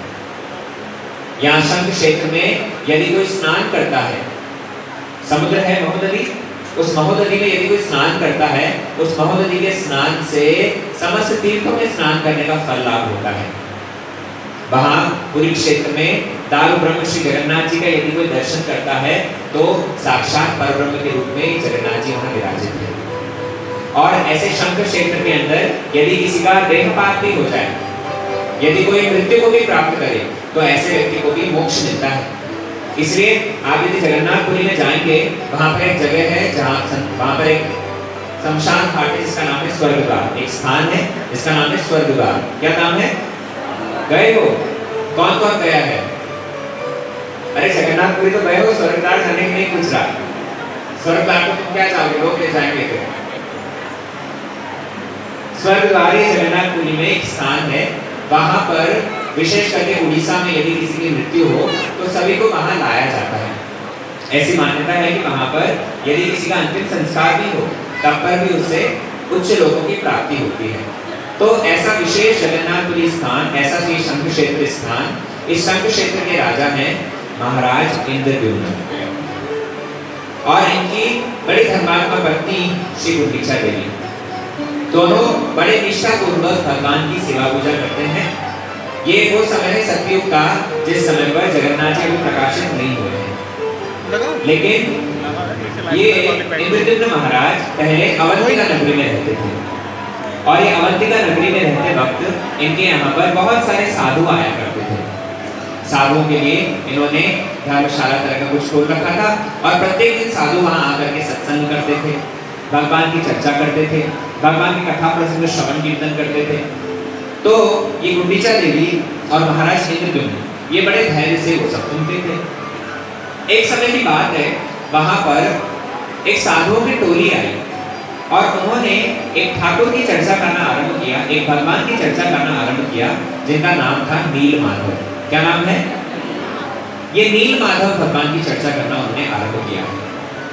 उत्कल देश के पहाड़ी क्षेत्र में वहां पर पर्वतों की सुंदर कंदराओं के बीच में एक विशेष ठाकुर सेवित होते हैं, चतुर्भुज स्वरूप श्री विष्णु विग्रह श्री नील माधव। और नील माधव के पास में ही रोहिणी कुंड विराजमान है। वहाँ की वनस्पति महोदरी के तट पर ऐसा सुंदर परिवेश है, वहाँ पर फल फूल लताओं से इतना सुंदर परिवेश जहाँ पर जाने मात्र से ही मन लग जाता है। साधु लोग चर्चा कर रहे थे कि नील माधव विग्रह की सेवा करने के लिए साक्षात देवता लोग आसमान से उतर करके आते हैं। ऐसा महिमावान तो नील माधव विग्रह है, उनकी सेवा करेंगे यदि पुजारी भी जब बाहर निकलता है तो उनके शरीर से ऐसी दिव्य सुगंध प्राप्त होती है। वहां पर जो रोहिणी कुंड है, उस रोहिणी कुंड के अंदर यदि कोई भूल से भी गिर जाए, यदि किसी को मृत्यु लाभ हो तो वो चतुर्भुज स्वरूप धारण करता है। उस रोहिणी कुंड के जल का इतनी महिमा। जब ऐसी सारी चर्चा वो सब कर रहे थे तो ये सारी की सारी बातें महारानी गुंडीचा के कान में गई। और ये गुंडीचा का अर्थ जानते हैं? गुंडीचा मतलब जो अत्यंत प्रिय हो। भगवान राम का जो प्रिय चूहा है उसका नाम है गुंडीचा। तो ये गुंडीचा अर्थात जो अत्यंत प्रिय हो, महाराज इंद्रद्युम्न को अत्यंत प्रिय थी रानी। क्यों प्रिय थी? क्योंकि बड़ी भक्तिमता थी। देखो स्त्रियों को कैसा होना चाहिए यहाँ पर बतला रहे हैं। महाराज इंद्रद्युम्न अपनी पत्नी को धर्म पत्नी के रूप में गुंडीचा को बड़ा पसंद करते थे। क्यों? क्योंकि हमेशा महाराज को भगवत भक्ति में सहायता करती थी, भगवत भक्ति के लिए प्रोत्साहन देती थी। ये जब गुंडीचा देवी के कान में नील माधव की कथा गई है तो इन्होंने जा करके अपने पतिदेव को सुनाई। माताएं जो कथा सुनने आती हो, देखो गृहस्थी का पहिया जो गृहस्थी की जो गाड़ी है ना, ये दो पहिए पर चलती है ना। अगर एक पहिया किसी और दिशा में और अन्य पहिया किसी और दिशा में जाए, गाड़ी व्यवस्थित रूप में चलेगी। हम आगे श्रवण करेंगे आत्मदेव और धुंधली की कथा, है ना। आत्मदेव तो बड़े धर्मात्मा और धुंधली बड़ी झगड़ालू। कभी कभी गृहस्थी में ऐसा होता है कि पतिदेव तो आत्मदेव होते हैं और पत्नी हो जाती है झगड़ालू धुंधली। कभी कभी पत्नी होती है, आने में स्वयं प्रकट हुआ हूँ, मुझसे मांग रहे हो कि निर्वंश हो जाओ, कोई संतान जन्म ना ले, ऐसा क्यों? इंद्रद्युम्न महाराज के मन का भाव सुनिए। इंद्रद्युम्न महाराज कहने लगे, प्रभु यदि आप मेरे वंश में किसी पुत्र संतान को जन्म देंगे, कोई संतान यदि उत्पन्न हुई तो उसके लालन पालन में, उसकी देखरेख में, उसी के प्रति आसक्त होकर के मेरा समय नष्ट होगा।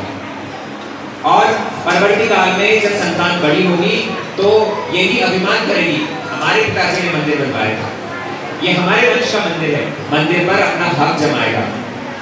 प्रभु मैं चाहता नहीं कि आपकी सेवा पूजा में कभी किसी प्रकार की बाधा हो।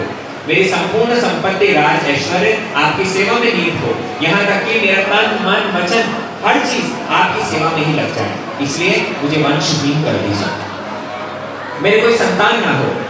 भगवान सुन करके बड़े प्रसन्न हुए, कहने लगे और कुछ वर मांगो। इंद्रद्युम्न महाराज कहते हैं कि प्रभु आपसे एक याचना है कि आप केवल मात्र 2-3 घंटे के लिए आप शयन दीजिएगा नहीं तो पूरे दिन जाग करके भक्तों को अपने विशाल नेत्रों से उनके ऊपर कृपा वर्षण कीजिएगा, उनको दर्शन प्रदान कीजिएगा। आप जब श्री मंदिर में विराजित होंगे, सवेरे मंगल आरती से लेकर के रात में बड़ा श्रृंगार जब होगा, तब तक के लिए आप जगे रहेंगे। आपका शयन 2-3 घड़ी के लिए होगा तो होगा और पुनः वापस आपकी सेवा पूजा आरंभ हो जाएगी। भगवान कहने लगे, जो भी मांग रहे हो मेरे लिए मांग रहे हो, अरे अपने लिए कुछ मांगो। महाराज इंद्रद्युम्न कहते हैं, नहीं प्रभु, आपसे यही याचना है कि भक्तों के ऊपर कृपा करने के लिए आपके दर्शन जैसे हर समय प्रारंभ खुले रहे। भगवान कहने लगे कि इतना जब मुझे जगा करके रखोगे, रात में 1-2 घंटे का शयन यदि होगा तो मुझे बड़ी नींद आएगी, मैं क्या करूंगा? बोले उसकी चिंता मत कीजिए, आप केवल मात्र रत्न वेदी पर विराजित होकर के भोग ग्रहण कीजिएगा, श्रृंगार कीजिएगा, पुनः भोग ग्रहण कीजिएगा, पुनः श्रृंगार कीजिएगा। आप लोग जाइए जगन्नाथ मंदिर में, वहां देखिएगा ठाकुर जी का 7 बार श्रृंगार होता है, 8 बार भोग लगता है। सवेरे ठाकुर जी को मंगल आरती होगी, मंगल आरती के बाद में फिर भोग लगेगा, गोपाल वल्लभ भोग, और पुनः वापस ठाकुर जी का मैलम होगा, श्रृंगार होगा, पुनः वापस भोग लगेगा, फिर वापस से कुछ श्रृंगार होगा, फिर भोग लगेगा। उड़ीसा के लोग कहते हैं ठाकुर जी भोग ग्रहण करते हैं, हाथ धोते हैं और हाथ सूखता नहीं, इतने में दोबारा भोग आ जाता है। ठाकुर जी को इतना ही, जगन्नाथ जी है ना, जगत के नाथ हैं, स्वयं खाते हैं, जगत को खिलाते हैं, स्वयं खाते हैं और संपूर्ण जगत को ये अन्न ब्रह्म के रूप में वितरित कर रहे हैं। इसलिए जगन्नाथ जी का भार जगत पसारे हाथ। आप संपूर्ण विश्व में जाकर के देखिए, जगन्नाथ जी का महाप्रसाद प्रसिद्ध है। उड़िया में तो एक भजन है, कोठ भोग खेया मोह चक्का आखिया, मतलब कोठ भोग मतलब कितना विराट रूप में जगन्नाथ जी भोग ग्रहण करते हैं, छोटे मोटे रूप में नहीं। आप देखिएगा जहाँ पर जगन्नाथ जी की रसोई होती है, कभी शिव मंदिर में गए हैं तो हांडियां 10-12 हांडियां एक साथ में चढ़ाएंगे और बड़े बड़े हांडियों में ठाकुर जी के लिए अन्न, दाल, बेसन, मोहर, कितना कुछ ठाकुर जी के लिए बनता है और सबका सब जगन्नाथ जी मुख में नहीं, दृष्टि भोग करते हैं। अपने बड़े बड़े नेत्रों से भगवान सब कुछ ग्रहण कर लेते हैं। भगवान के अंदर ये विशेष गुण है भैया। आप और हम मुख के अलावा खाद्य पदार्थों को ग्रहण नहीं कर सकते, लेकिन ठाकुर जी अंगानि यस्य सकलेन्द्रिय वृत्तिमान्ति पश्यन्ति पान्ति कलयन्ति चिरं जगन्ति। ब्रह्मा जी कह रहे हैं भगवान के अंदर ये विशेष गुण है, वो किसी भी अंग से कोई भी कार्य कर सकते हैं। आंखों से खा सकते हैं, मुख से सुन सकते हैं, कानों से बोल सकते हैं। वो समझिए भजन किया है ना, बिनु पद चलहि सुनहि बिनु काना, बिनु पद चलहि सुनहि बिनु काना, बिनु पद चलहि सुनहि बिनु काना, बिनु पद चलहि सुनहि बिनु काना, कर बिन कर्म करहि नाना, कर बिन कर्म कर्म विधि नाना, आनंद रहित सकल रस भोगी, आनंद रहित सकल रस भोगी, आनंद रहित सकल रस भोगी, आनंद रहित सकल रस भोगी, बिनु वाणी वक्ता बड़ जोगी, बिनु वाणी वक्ता जोगी, कर बिनु कर्म करहि नाना, बिनु कर्म कर्म विधि नाना।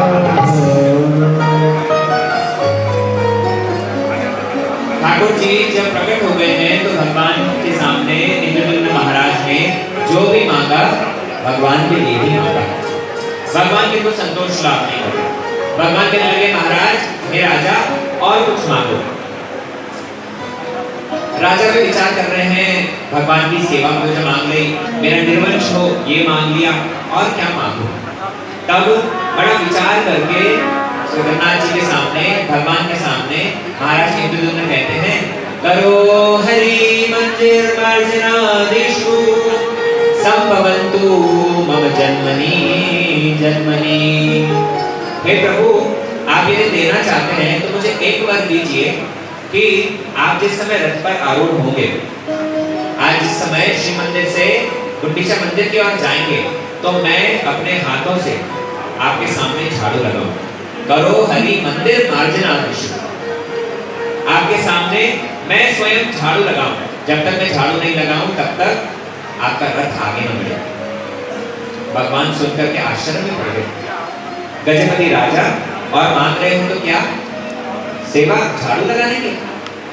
आप विचार करके देखिए, राजा चाहते तो रत्न बेदी के सामने खड़े होकर के घंटा हिलाते हुए अर्चन की सेवा मांग सकते थे कि ठाकुर जी की आरती मैं करूंगा, मैं गजपति राजा हूं, लेकिन नहीं, मांगा तो क्या मंदिर मार्जन, हाथ में मार्जनी लेकर के झाड़ू लेकर के साफ करूंगा। क्यों?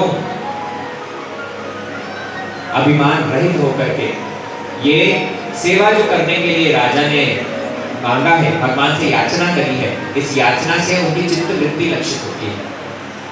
भगवान का भक्त, उसके लिए प्रत्येक सेवा ही उत्कृष्ट होती है।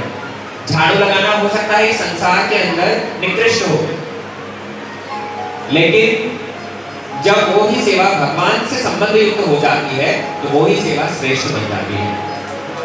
आप देखिए, झाड़ू लगाना कोई नहीं चाहता, लेकिन ये जगन्नाथ जी के सामने स्वयं गजपति राजा उपस्थित होकर के आज तक वो प्रथा चलती आ रही है, मार्जन करते हैं। भगवान देखते हैं कि महाराज इंद्रद्युम्न वे हमेशा निकृष्ट सेवा, ये झाड़ू लगाने की सेवा को मांग रहे हैं, तो महाराज की बात सुन करके भगवान और रह नहीं पाते। भक्त चाहता है भगवान की ही महिमा हर समय बढ़ती जाए, और भगवान चाहते हैं भक्त की ही महिमा बढ़ती जाए। तब भगवान स्वयं प्रसन्न होकर के इंद्रद्युम्न महाराज से कहने लगे कि अब तुम्हें जो मांगना था तुमने मांग लिया, अब मैं जो दे रहा हूं तुम ग्रहण करो। बोले क्या? तुम कहते हो कि मंदिर मार्जन करना चाहते हो, झाड़ू लगाना चाहते हो मेरे रथ के सामने, मैं स्वीकार करता हूँ, ठीक है, तुम मेरे रथ के सामने आकर झाड़ू लगाना, लेकिन जिस समय तुम झाड़ू लगाने के लिए आओगे तब पैदल चल के नहीं आओगे, स्वयं पालकी पर मेरे सेवक तुम्हें उठा करके लाएंगे। मैं जिस समय पर रत्न बेदी छोड़ करके रथ के ऊपर आरूढ़ होऊंगा, उस समय पर मेरे सेवक लोग मुझे घिसटते पीटते हुए किसी प्रकार से पौंडी विजय करके लेकर के आएंगे। देखे हो ना, रत्न मंडप से जब बाहर निकलते हैं भगवान, उनको रेशम की डोरियों से बांध करके, रस्सी से बांध करके सेवक लोग खींचते खींचते कभी ऊपर की ओर देखते हैं, कभी नीचे की ओर, कभी दाएं कभी बाएं, कभी हिलते ढूंढते हुए किस प्रकार भगवान बाहर निकलते हैं। लेकिन मेरे सेवक लोग स्वयं तुम्हें कंधा दे करके पालकी के ऊपर लेकर के आएंगे, तुम्हें किसी प्रकार का डिस्कम्फर्ट नहीं होगा। मैं भले कैसे भी खींच तान करके रथ तक पहुंचूं। महाराज कहने लगे ठीक है, जैसी आपकी आज्ञा स्वीकार करता हूं। जगन्नाथ जी कहने लगे इतना ही नहीं, और दूंगा। बोले क्या? बोले जिस समय पर मेरे बड़े भाई बलदेव जी बाहर निकलते हैं तो उनके सामने एक छाता चलता है। आप देखिएगा जब पौंडी विजय होती है, बलदेव प्रभु जब आएंगे तो उनके आगे आगे काला छाता चलता है। प्रभु जी का सम्मान है, बलदेव प्रभु के सम्मान के लिए छाता साथ में चल रहा है।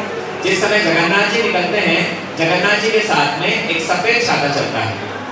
भगवान कहने लगे तुम जब पालकी के ऊपर आरूढ़ होगे, तुम्हारे साथ में काला छाता और सफेद छाता दोनों के दोनों चलेंगे।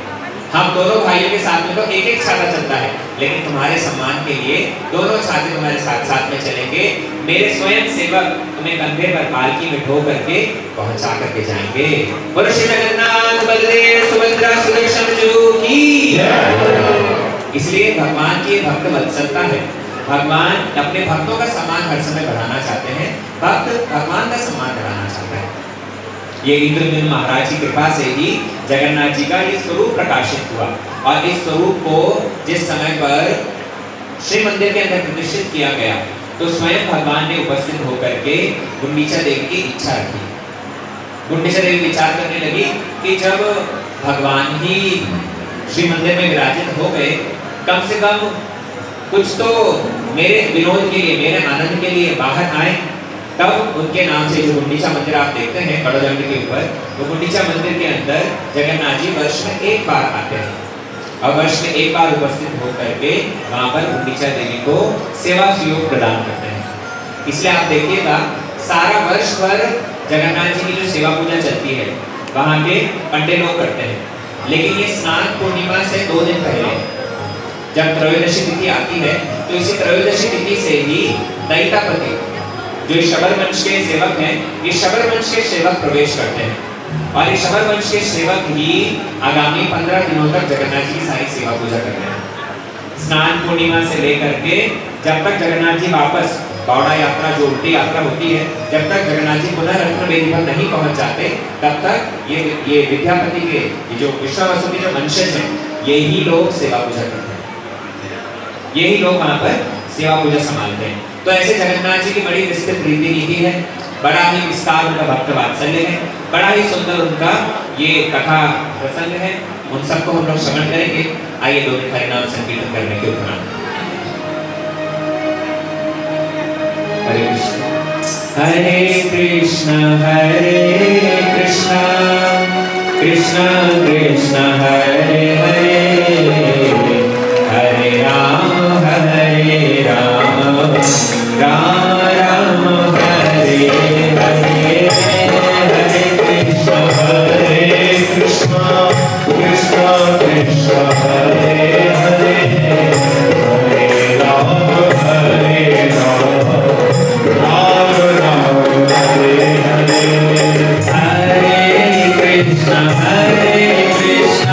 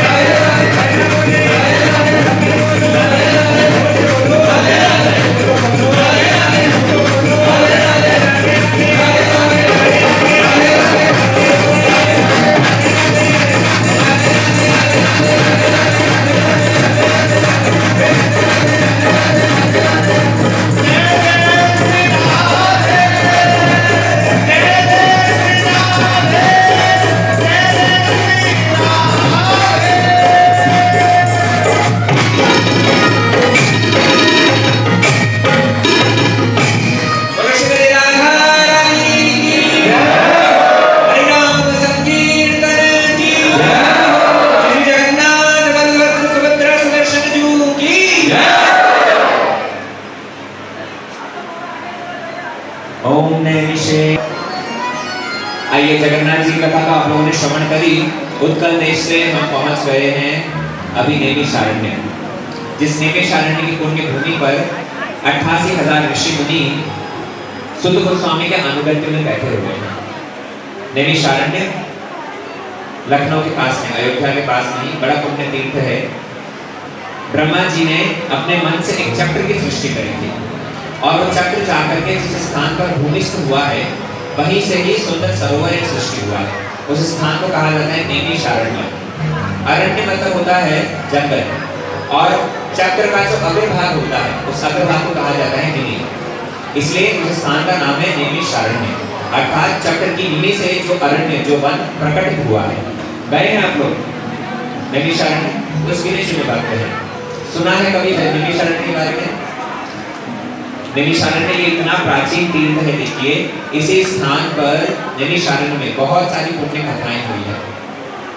भगवान राम ने लव कुश के मुखारविंद से सबसे पहले जो हरिकथा श्रवण करी थी, राम कथा श्रवण करी थी, इसी नैमिषारण्य में, क्योंकि अश्वमेध यज्ञ करने के उद्देश्य से अयोध्या से बहुत पास नहीं है, लखनऊ अयोध्या पास ही में है, तो अयोध्या से बहुत दूर नहीं नैमिषारण्य। उसी पुण्य तीर्थ पर भगवान राम भी उपस्थित हुए थे और अश्वमेध यज्ञ का कार्य पूरे दिन भर चलता। संध्या के समय में जब सभा लगती तो उसी गोष्ठी के अंदर लव कुश बैठ करके राम जी का चरित्र राम जी के सामने ही वर्णन करते। ऐसी नैमिषारण्य की पुण्य भूमि पर यही भागवत कथा का भी आयोजन हुआ। माताओं मुंह बंद करके नहीं बैठ सकती, हमें यहाँ से सब दिखता है, चुपचाप बैठो। श्रोताओं को देख करके वक्ता कथा बोलता है। अगर आप लोग पक्का करेंगे। इस नैमिषारण्य के पुण्य स्थान पर श्री सुत गोस्वामी और शौनकादि ऋषि एकत्रित हुए हैं और शौनकादि ऋषियों ने सुत गोस्वामी से प्रश्न किया है कि आप हमें ये कली के प्रताप से बचने के लिए कुछ न कुछ उपाय बताइए। आप सारे शास्त्रों का सार हमें जरा वर्णन कीजिए। सुत गोस्वामी उस समय पर उनको ये श्रीमद् भागवत ग्रंथ ही वर्णन करते हैं और श्रीमद् भागवत ग्रंथ की महिमा गान करते हैं। श्रीमद् भागवत ग्रंथ तो बड़ा विस्तार है, हमने बताया ना, 12 स्कंद समन्वित 18,000 श्लोक। ये श्रीमद् भागवत ग्रंथ बड़ा विस्तृत है, लेकिन ग्रंथ को कहने से पहले ग्रंथ की महिमा को कहा। क्यों? क्योंकि जब तक किसी वस्तु की महिमा हमें पता नहीं चलती तब तक उस वस्तु के प्रति गुरुत्व हमें नहीं बोध होता। किसी वस्तु की इंपॉर्टेंस से भी पता चले तो उसके लिए समय लगे। आप लोग प्रश्न कर सकते हैं, बाबा जी घर छोड़ करके आए हैं, 1 घंटा 2 घंटा जितना भी समय तुम्हारे सामने बैठेंगे तुम कह रहे हो बात भी मत करो, टाइम निकलेगा कैसे, तुम्हारी बातें सुनेंगे, तुम्हारी बातें इतनी इंपॉर्टेंट है क्या? है, क्योंकि बात हमारी नहीं, बात भागवत की है, बात शास्त्र की है और शास्त्र का एक एक वर्ड बहुत इंपॉर्टेंट है। शास्त्र का गुरुत्व, शास्त्र की महिमा, भागवत की महिमा हम लोग नहीं जानते, इस कारण से कथा के समय भी इधर-उधर बात करते हैं। वैसे तो घर में बैठ कर के इधर-उधर की फालतू चर्चा है, कभी कथा भागवत में आकर के जहाँ दिव्य ज्ञान मिल रहा है वहां भी नहीं लिया तो हमसे बड़ा दुर्भागा कौन होगा? ये विचार करने वाली बात है। घर छोड़ करके यहाँ तो इसी उद्देश्य से आए थे ना, कथा सुनेंगे, हाँ कि ना? यहाँ बैठकर गपने क्यों लग गए थे? भागवत अत्यंत महिमावान है। एक छोटे से बच्चे को आप 100 का नोट दो और दूसरे हाथ में कैडबरी चॉकलेट दो, क्या लेगा? चॉकलेट उसके लिए ज्यादा महत्वपूर्ण है। चॉकलेट का मूल्य जानता है, 100 के नोट का मूल्य जानता नहीं। वहीं पर एक वयोवृद्ध व्यक्ति को आप चॉकलेट दीजिए और साथ में 100 का नोट, दूसरे दोनों में से एक ऑप्शन दीजिए, क्या लेगा? पैसे का मूल्य उसको भली भांति पता है, जानते हैं ना? हम सब पैसों का मूल्य जानते हैं, इसलिए पैसों के प्रधान नौकरी करने के लिए 8-10 घंटे देने पड़े, लेकिन तब भी बॉस की गाली सुनते हैं। हाँ, स्लीपिंग आवर्स के अंदर भी जाग करके ऑफिस में काम करते हैं ना? पता है महीने के अंत में तनख्वाह मिलेगी, पैसा मिलेगा। लेकिन भगवान की कथा जो कि हमें परमार्थिक धन देगा, उस परमार्थिक धन ना ही हम प्राप्त करना चाहते हैं और ना ही उसकी महिमा ही कुछ जानते हैं। इसीलिए यहाँ पर ओ बच्चा, वॉलंटियर साहब, और यहाँ पर स्पेस नहीं है, जाओ साइड में खड़े हो जाओ।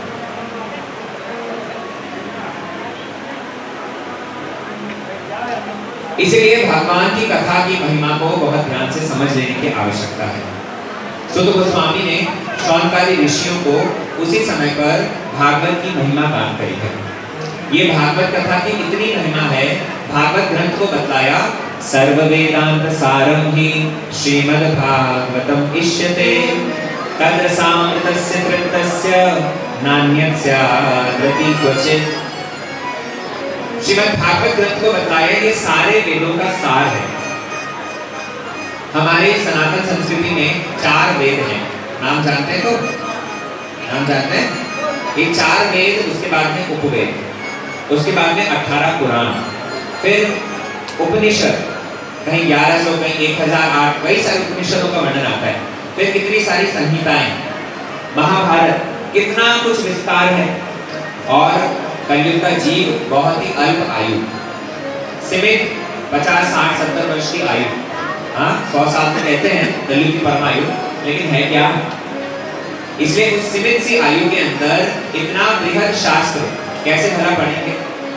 इसलिए अगर सारे शास्त्रों का सार हमें प्राप्त हो जाए तो उसके अंदर जरा सा समय दे करके हम परमार्थिक लाभ कर सकते हैं।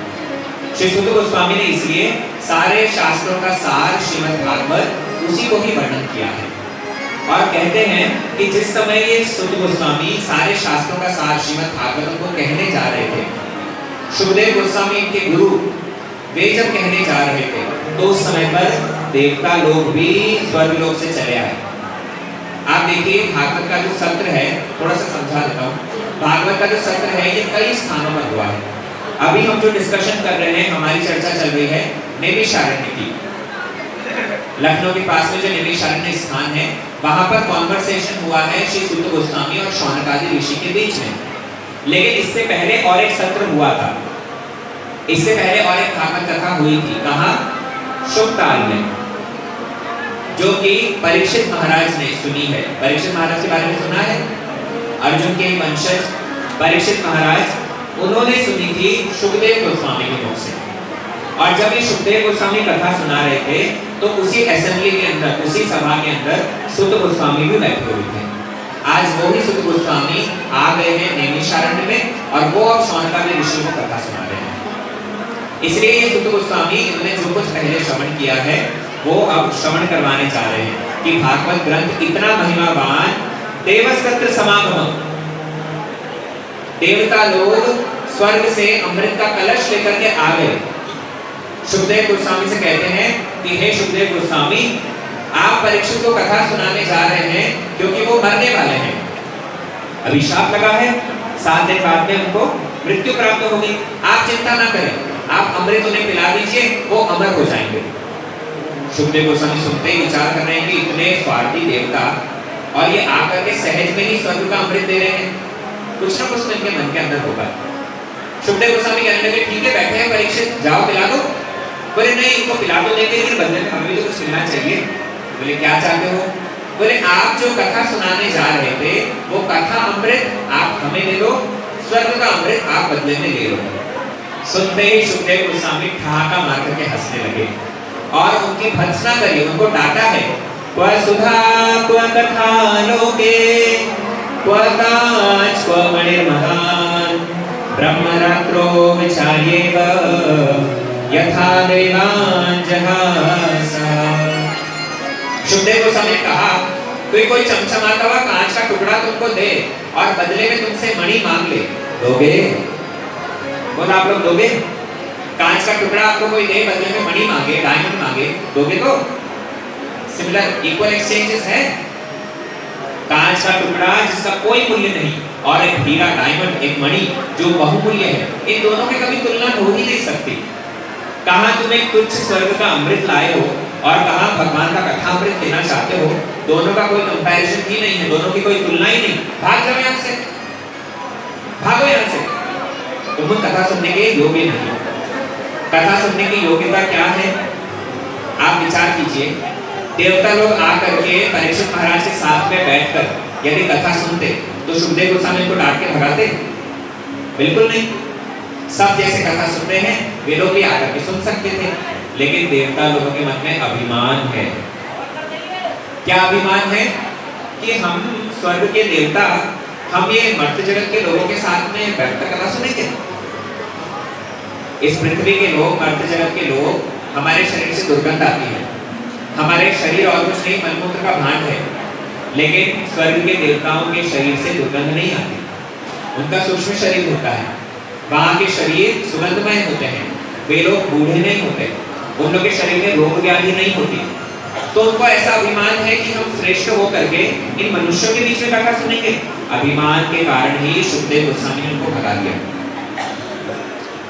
अभिमानी व्यक्ति भगवान की कथा नहीं सुनता, बल्कि आकर के अपने अभिमान को ही पोषण देता है।